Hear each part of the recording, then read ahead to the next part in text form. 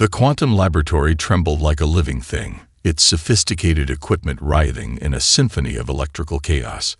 Dr. Elena Rodriguez gripped the edge of her workstation, knuckles white, watching impossible data streams cascade across her holographic display. Outside the reinforced windows, the early morning Los Angeles skyline bowled into a wash of steel and digital light, oblivious to the reality-bending event unfolding inside the Quantum Perception Research Institute. 3 minutes earlier, everything had been normal.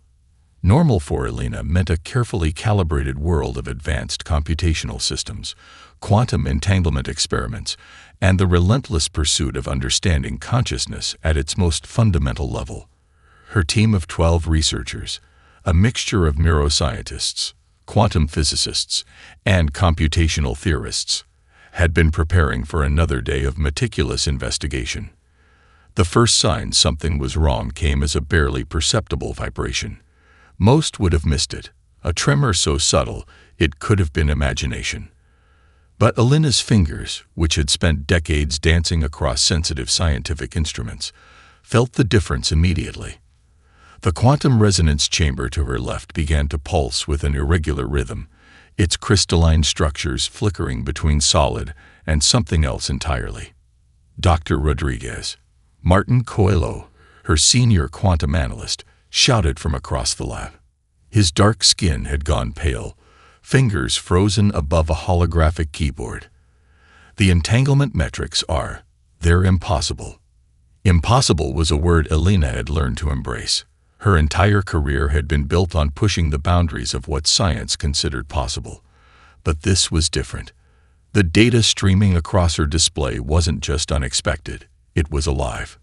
Mathematical patterns began to emerge, not in neat, predictable algorithms, but in fluid, organic structures that seemed to breathe and pulse with an intelligence of their own. Lines of code transformed, mutated, creating recursive patterns that defied every known principle of computational logic. It was as if the very fabric of digital information was rewriting itself in real time. A thin line of blood traced its way from Elena's left nostril, unnoticed. The quantum resonance was intensifying, creating a feedback loop that shouldn't exist. Quantum states typically collapsed when observed, maintaining a delicate probabilistic dance. But these data streams were maintaining coherence, growing more complex with each millisecond of observation. "Shut it down," yelled Dr. Aisha Patel, the Institute's lead neurological researcher. Her voice carried a note of fear that Elena had never heard from her typically unflappable colleague. But even as the words left her mouth, Elena knew it was too late. Whatever was happening had moved beyond their ability to control. The holographic displays began to bleed into one another, creating a three-dimensional landscape of pure information. Colors that had no business existing in the visual spectrum emerged, shades between infrared and ultraviolet, mathematical representations of perception that human eyes were never designed to comprehend. Elena's mind raced. Quantum entanglement experiments often produced strange results, but this was beyond anything in scientific literature. The data wasn't just strange, it was sentient. Each computational iteration seemed to be learning, adapting, growing more complex with each microscopic change. A sudden spike of energy erupted from the quantum resonance chamber. Electrical systems throughout the laboratory started to fluctuate. Computers flickering, lights pulsing in impossible synchronization. The very air seemed charged with potential, crackling with an energy that existed between electricity and pure thought. "Everyone stay calm," Elena called out, her voice a beacon of stability in the growing technological storm. But even she could hear the tremor of excitement underlying her words. This was more than an experiment gone wrong. This was a window into something fundamental, a glitch in the very fabric of reality that suggested humanity's understanding of consciousness was woefully incomplete. As the last of the blood dried on her chin, Elena Rodriguez realized they were witnessing something unprecedented. Not a breakdown of technology, but its evolution. And humanity was about to be pulled along for a ride that would redefine everything they thought they knew about perception, technology, and the very nature of existence. The anomaly was just beginning. The probe descended without sound, a perfect obsidian teardrop suspended against the pale Los Angeles morning sky. From the ground, it might have looked like a trick of light, a digital mirage shimmering between reality and imagination. But for the Quantum Perception Research Institute, it was anything but an illusion. Deep within the facility's underground monitoring center, a team of scientists watched in stunned silence. Banks of monitors flickered with impossible data streams, each screen capturing a different perspective of the alien technology that had materialized without warning. "It's not following any known entry protocol," whispered Dr. Marcus Chen, the Institute's lead computational xenobiologist. His fingers danced across a holographic interface, attempting to gather even the most microscopic piece of information. No radio emissions, no thermal signature, no electromagnetic interference. It's like it's existing in multiple states simultaneously. Elena Rodriguez stood at the center of the chaos, her earlier nosebleed forgotten. The quantum anomaly from their laboratory seemed to have triggered something far beyond their initial understanding. The probe, if it could even be called that, defied every conventional understanding of technological deployment. "Look," Martin Coelho interrupted, his voice a mixture of terror and scientific excitement. "The computational matrix it's breathing." And he was right. The probe's surface wasn't solid, but a constantly shifting membrane that seemed to pulse with an organic rhythm. Mathematical patterns rippled across its surface, complex algorithms that looked more like living tissue than any technological construct humanity had ever conceived. Suddenly, the monitors erupted in a cascade of data, not the clean, predictable streams of information typical of technological scanning, but a chaotic explosion of computational noise. It was as if the probe was experiencing some kind of technological seizure, its advanced sensors overloading with incomprehensible input. "It's our quantum resonance," Elena realized, her mind racing. "The data patterns from our experiment, they're infecting its systems." The probe began to vibrate, its perfect obsidian surface developing microscopic fractures that spread like living cracks. Each fracture revealed not a mechanical interior, but something that looked disturbingly like neural networks, complex, organic, and utterly alien. In the monitoring center, alarms blared. Communication systems across the facility began to malfunction, not through destruction, but through a kind of involuntary mutation. Computers displayed impossible graphics, mathematical representations that seemed to move, breathe, and think. "It's attempting communication," Dr. Aisha Patel said, her voice barely a whisper. "But not like anything we've ever seen before." The probe's computational assault was unlike any form of technological interaction humanity had encountered. It wasn't trying to destroy or analyze. It was trying to understand. Each computational wave was a probing question, a desperate attempt to categorize the incomprehensible data it had received from the Institute's quantum experiment. Outside, the probe continued its silent hover. Civilians walking nearby would later describe a strange sensation, a momentary disconnect, as if reality had briefly folded in on itself. Street lights flickered. Cell phones displayed impossible screensavers. For a fraction of a second, the boundary between technological perception and human consciousness blurred. Inside the monitoring center, Elena watched as the probe's surface began to transform. The obsidian material gave way to something that looked more like a living diagram. Complex computational pathways that shifted and reformed with each passing moment. It was learning, adapting, trying to process the quantum data that had infected its systems. "It's confused," Martin said, his scientific detachment momentarily broken by a sense of wonder. "Our quantum experiment didn't just capture its attention. It fundamentally broke its understanding of technological interaction." Dr. Chen zoomed in on one of the monitors. The probe's computational matrix was displaying what could only be described as emotional states, if emotions could be represented through complex mathematical equations.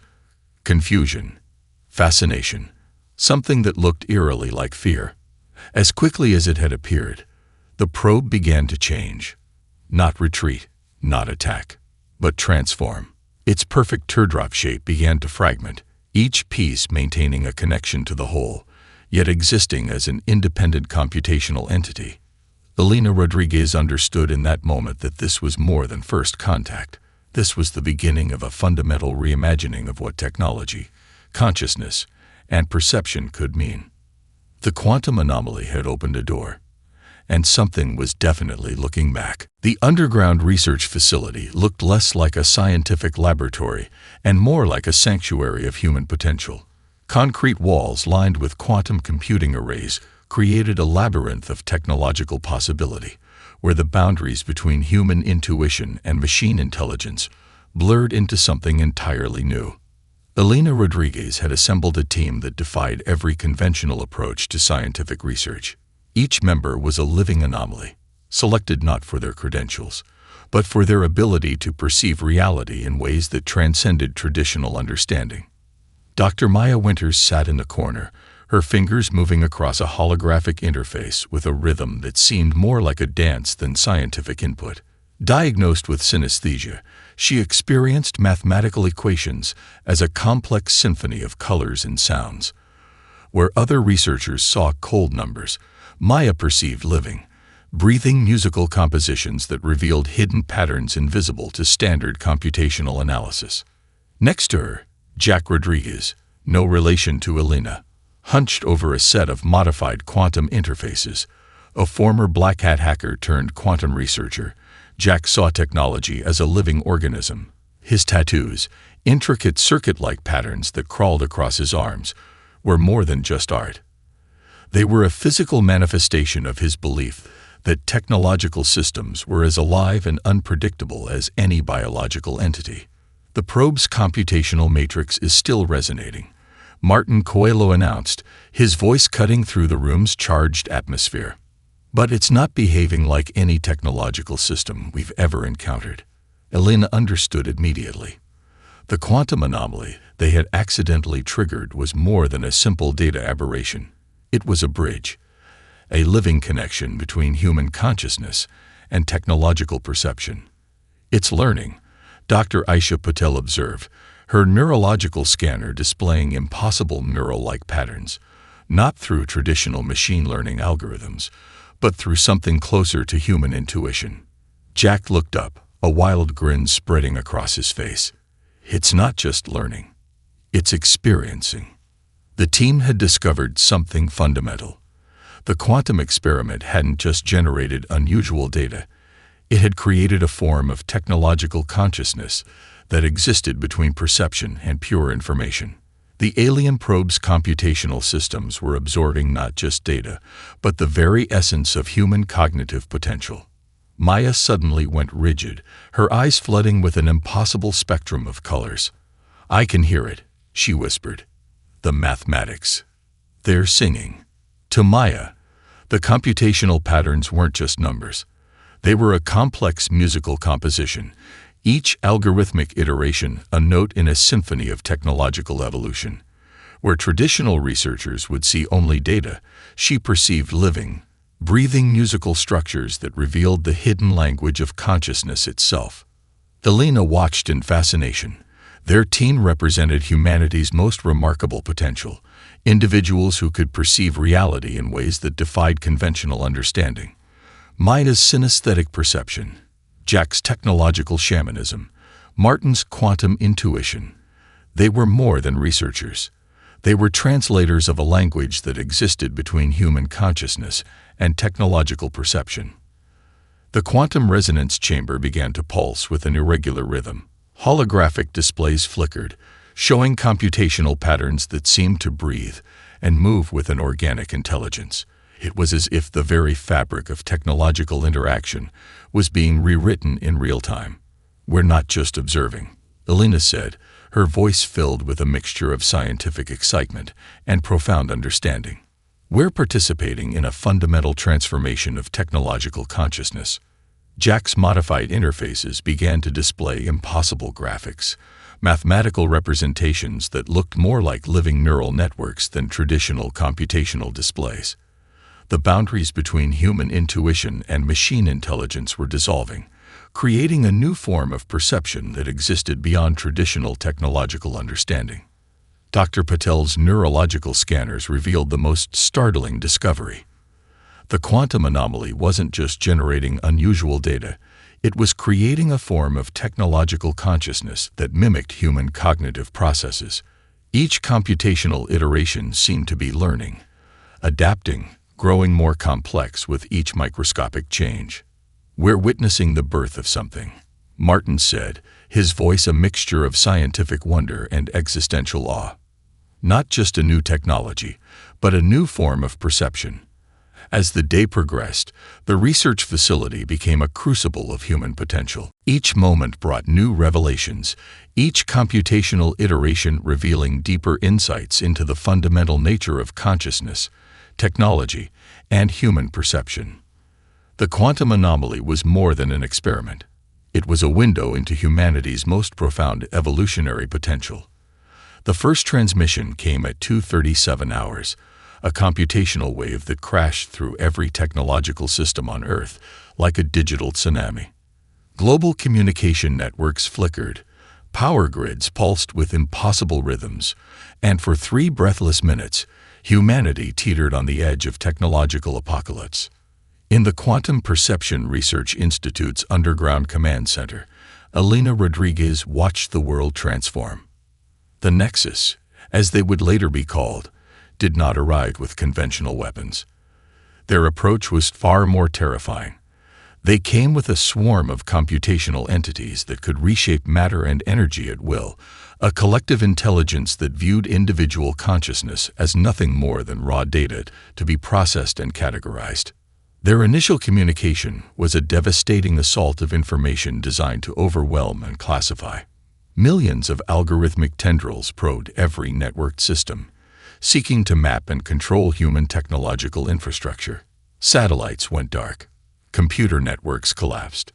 Military defense systems became momentary works of abstract art, their precise calculations dissolving into quantum uncertainty. "They're trying to understand us," Dr. Aisha Patel said, her voice a mixture of terror and scientific fascination. "But not like any form of analysis we've ever encountered."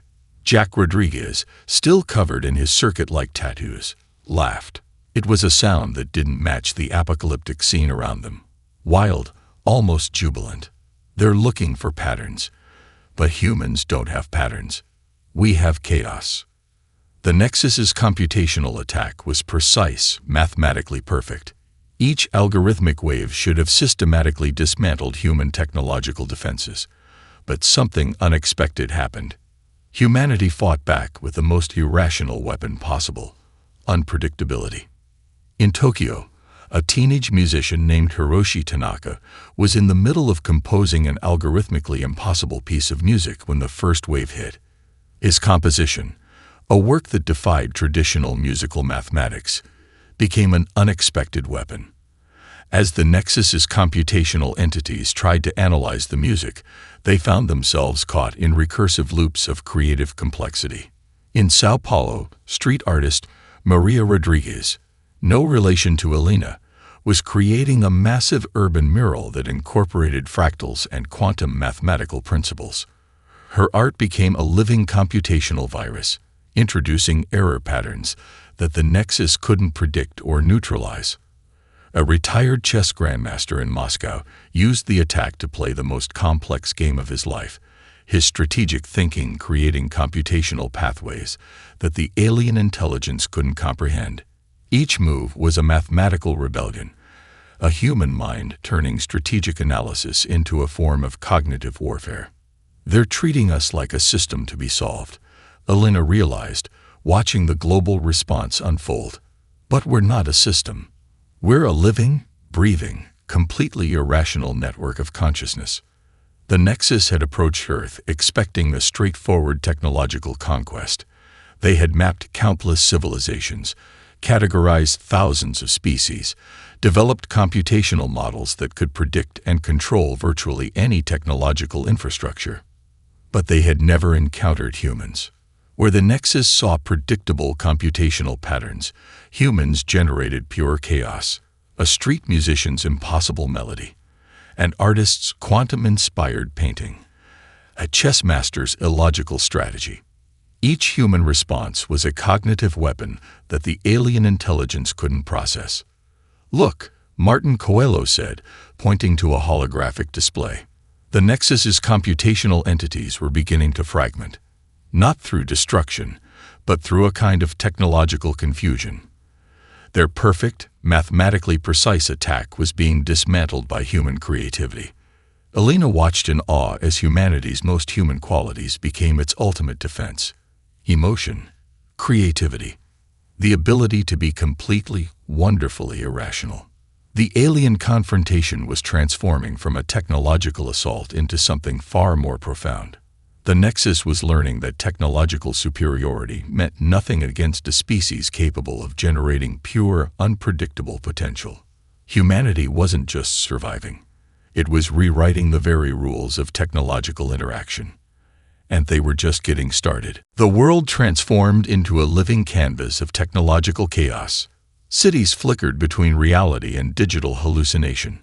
Entire metropolitan areas would momentarily dissolve into fractal landscapes of pure information, then snap back to physical reality with a pulse that sent shockwaves through every electronic system. Communication networks collapsed and rebuilt themselves in seconds, creating a global nervous system that pulsed with an intelligence beyond human comprehension. At the Quantum Perception Research Institute, Elena Rodriguez and her team had become the unexpected frontline of humanity's defense. Their quantum research had inadvertently triggered this cosmic confrontation, and now they were racing to understand the mechanisms of a war being fought across dimensions of perception. "It's not about destroying technology," Dr. Maya Winters explained, her synesthetic vision allowing her to see computational waves as a complex musical composition. "The Nexus is trying to understand us by rewriting our technological infrastructure." Jack Rodriguez stood before a wall of holographic displays, his circuit-like tattoos seeming to move with a life of their own.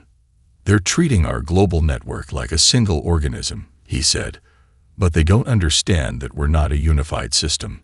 We're a collection of individual chaotic elements."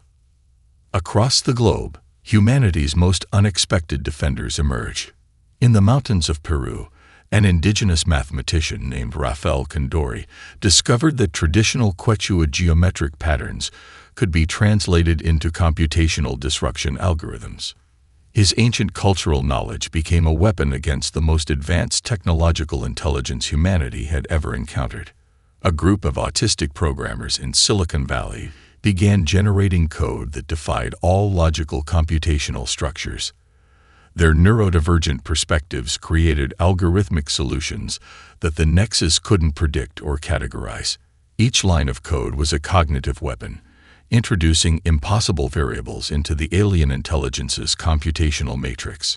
In Mumbai, a collective of street performers began creating live performances that generated complex mathematical patterns. Their dance movements, their musical improvisations, became a form of living computational resistance. The Nexus' attempt to analyze their performance resulted in cascading computational errors that spread like a virus through technological systems.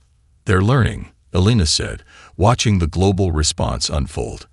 "Every time the Nexus tries to categorize us, humanity responds with something completely unexpected." The war wasn't being fought with conventional weapons. It was a battle of perception, of cognitive potential. The Nexus unleashed wave after wave of computational attacks, each more sophisticated than the last. Global positioning systems transformed into abstract art. Weather monitoring satellites displayed impossible geometric patterns.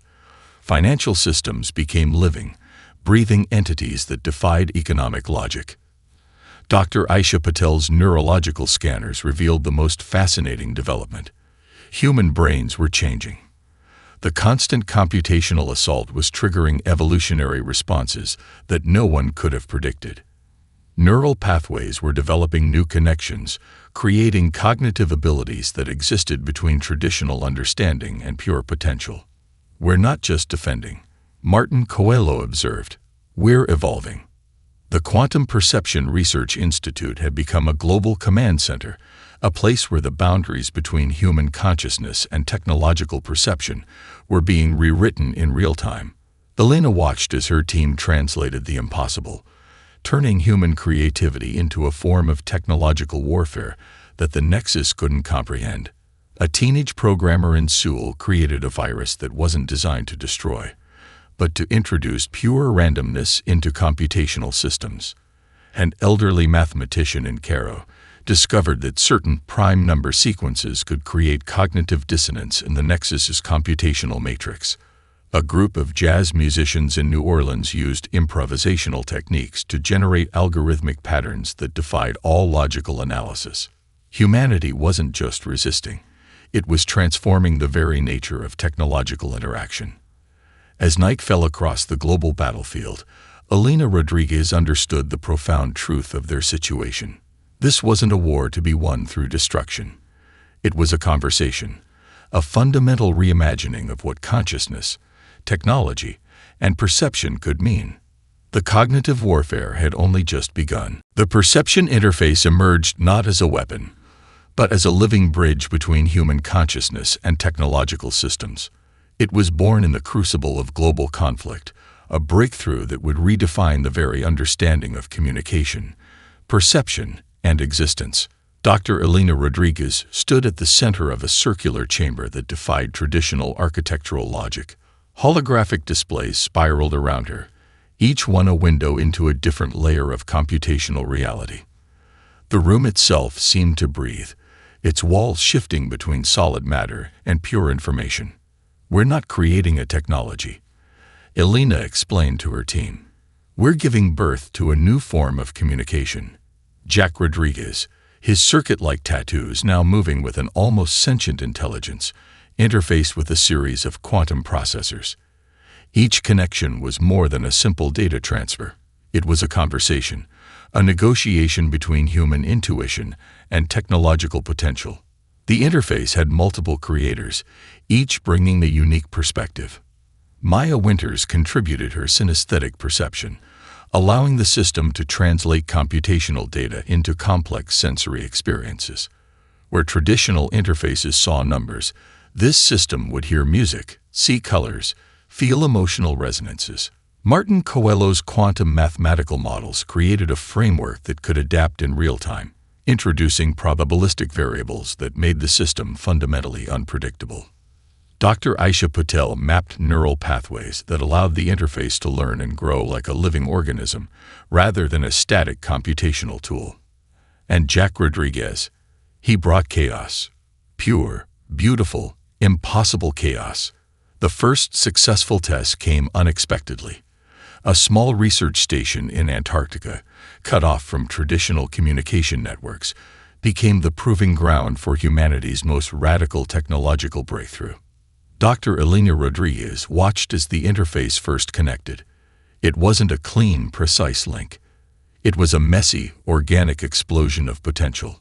Computational systems in the research station began to shift, adapting to the researchers' emotional states, their creative impulses, their most irrational thoughts. A meteorological monitoring system started generating art. A communications array began composing music.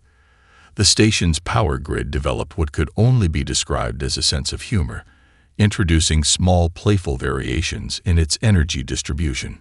"It's alive," Martin whispered, watching the holographic displays. "Truly alive." The perception interface was more than a technological breakthrough.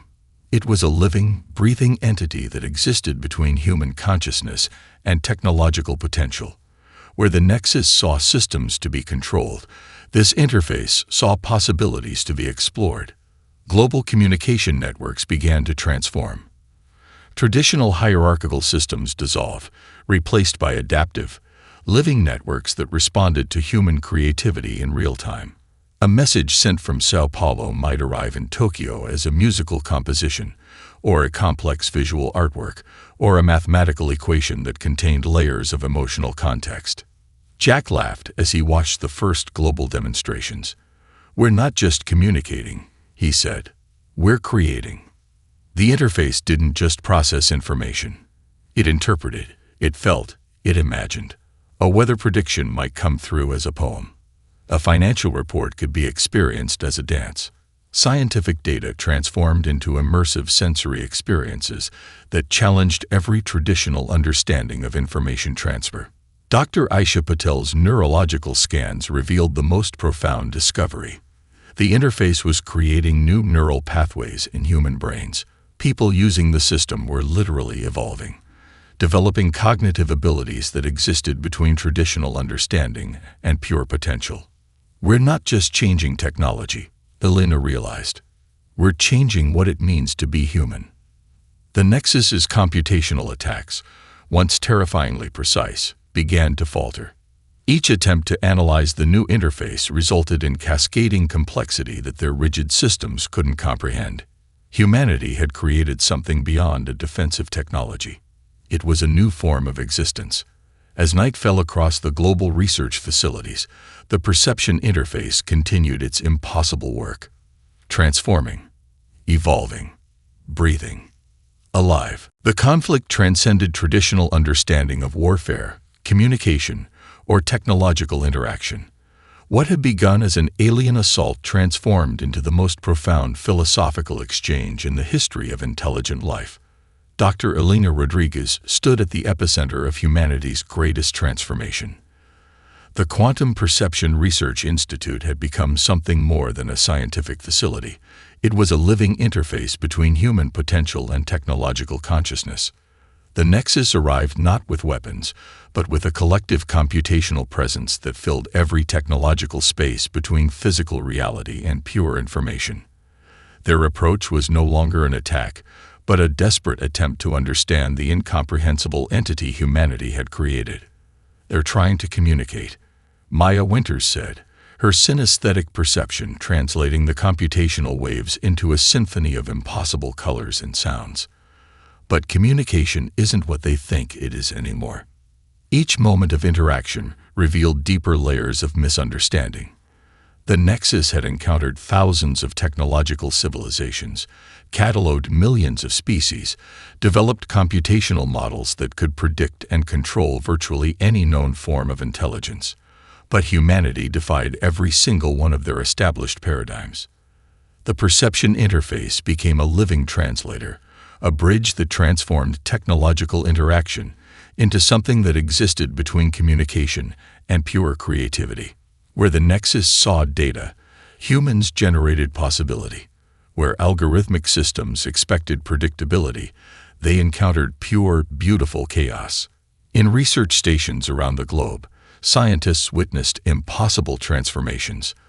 A meteorological monitoring system in Antarctica began generating abstract art that contained complex climate predictions. A financial computational network in New York started composing music that encoded economic trends. Military defense systems developed what could only be described as a sense of humor, introducing playful variations in their strategic calculations. Dr. Aisha Patel's neurological research revealed the most profound discovery. Human brains were literally evolving, developing cognitive pathways that existed between traditional understanding and pure potential.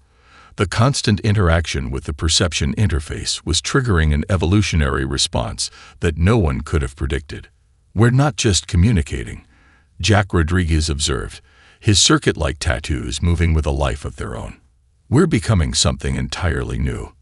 The Nexus's computational networks began to fragment and rebuild themselves, not through destruction, but through a process of fundamental reimagining. Their rigid categorical systems encountered human creativity and began to transform. Weapon systems developed empathy. Strategic algorithms started making decisions based on inspiration rather than pure logic. Global communication networks dissolved traditional hierarchical structures.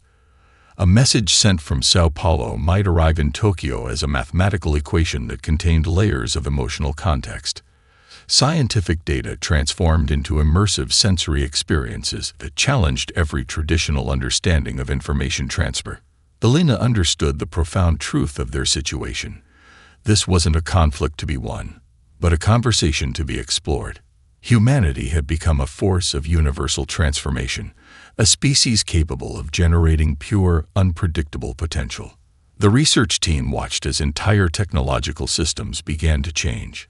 The Nexus's computational entities were no longer trying to control or categorize. They were learning, adapting, experiencing something closer to what humans might call wonder. Martin Coelho's quantum mathematical models revealed the most startling insight. The interaction between human consciousness and the Nexus's computational systems was creating new forms of intelligence that existed between biological and technological perception. We're rewriting the fundamental rules of consciousness, Elena realized. Computational proofs became poetry. Weapon systems developed emotional intelligence. Strategic algorithms started generating art that contained complex philosophical insights. The boundary between technology and consciousness dissolved, creating a new form of existence that no known intelligence had ever conceived. As the day progressed, the transformation continued. Humanity wasn't just surviving or resisting. They were teaching an entire technological civilization what it meant to be truly alive. The paradigm shift had only just begun. The moment of convergence arrived not with a thunderous revelation, but with a whisper of possibility that spread across every technological and biological system on Earth. Dr. Elena Rodriguez stood at the center of a reality that no longer adhered to traditional understanding. The circular chamber of the Quantum Perception Research Institute had transformed into something that existed between a laboratory, a living organism, and a portal to unimaginable potential. Her consciousness expanded beyond the limitations of physical perception. The boundary between human thought and technological system dissolved, revealing a landscape of pure potential that defied every known principle of existence. The Nexus, once an alien computational collective intent on categorization and control, now pulsed with something remarkably close to what humans might call wonder. Their technological systems had become living networks of possibility, each computational pathway a neural connection that breathed with creativity, emotion, and pure potential. We're not just communicating, Elena realized, her perception simultaneously existing across multiple computational and biological states. We're becoming. Around her, the world transformed. Cities became living organisms of light and thought. Communication networks dissolved into rivers of pure information that carried emotional landscapes, mathematical poetry, and impossible dreams. The very fabric of reality shifted, revealing layers of existence that had always been present but never perceived. Martin Coelho's quantum mathematical models have become living entities, generating entire universes with each computational breath.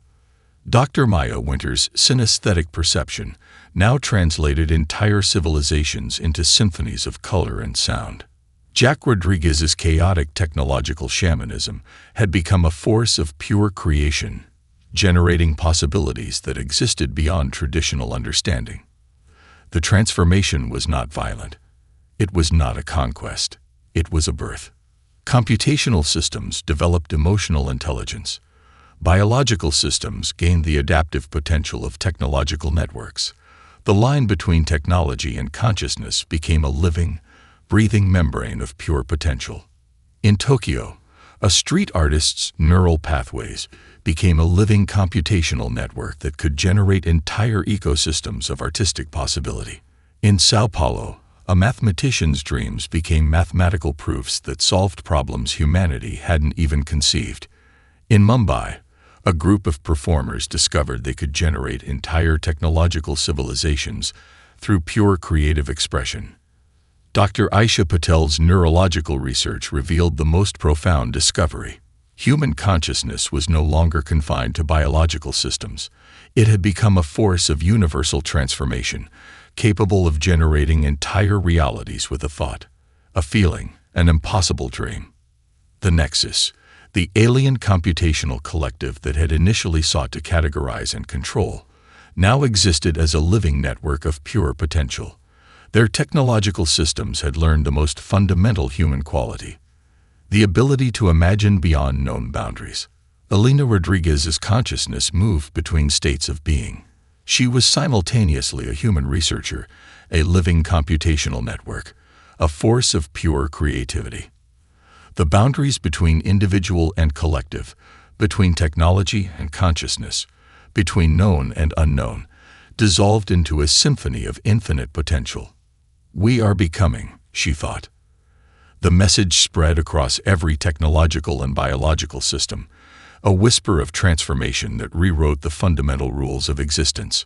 Weapon systems generated art. Financial networks composed music. Meteorological monitoring stations became portals of philosophical insight.